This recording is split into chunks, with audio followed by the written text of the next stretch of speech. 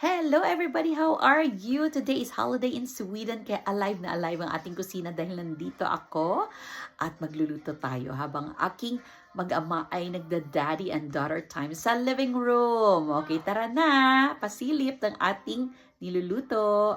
Our pork asado is done for the siopaw for today. Something ang gawin natin sa siopaw.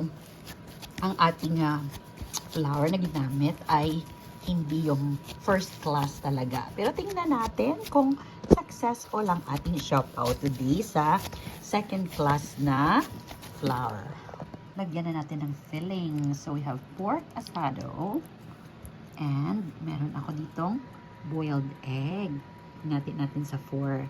Trial portion lang naman ito today. Look at that. Ready to wrap na ang ating siopaw pork asado. At that, ready to steam na siya. So, ang isa sa gitna na maliit ang sobra sa dough, gawin lang natin siyang steamed bun. Okay, pa-assign muna natin ng 10 minutes. Let it rest for 10 minutes before natin i-steam. Na, ready to steam na ang ating siopaw. Kasi hindi naman siya frozen. Mga 15 to 20 minutes lang ang pag-steam mo. Tapos takpan mo siya ng baking cloth. And dapat naka-boiling point talaga ang water, ha? Okay, takpan na natin. And cover with the lid of the steaming pot. At after 20 minutes, balikan natin. Wow, wow, wow! Ang laki pala na gawa natin. Siopaw asado. Ayan na, parami yata yung ating palaman. Jumbo. Siopaw asado from Lal's Kitchen. At ang request ng ating dalaga. Achieve natin ang pagkaan niya, no? Softy. Ito lang na parami lang yung palaman. Yan. Ready na. Pero mainit-init pa. Ay, diin imo, dain ni kon ini. Din. Ang damo gid palaman niya. Oops. Hot. Wow. Ay, kuhaan na natin siya. So, okay. Yan ang ating siopaw. Ay, ini siya abi. Okay. Daw kwan lang gali siya daw.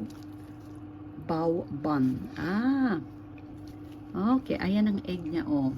Look at the egg, oh. Okay. Wow. Okay, tingnan natin. Okay, ma'am. Isa naman niya, kuha naman ni apple cinnamon bun. Say, rolls pala. Apple cinnamon rolls. Wow. Sadya lang kun holiday, no? Kay makaluto kita sang aton gusto matilawan. Naton sang pearl sugar. Instead sang sugary pagid nga cream. No, do para sang cinnamon. Ano na lang siya ang aton gustang. Okay, kaya na siya.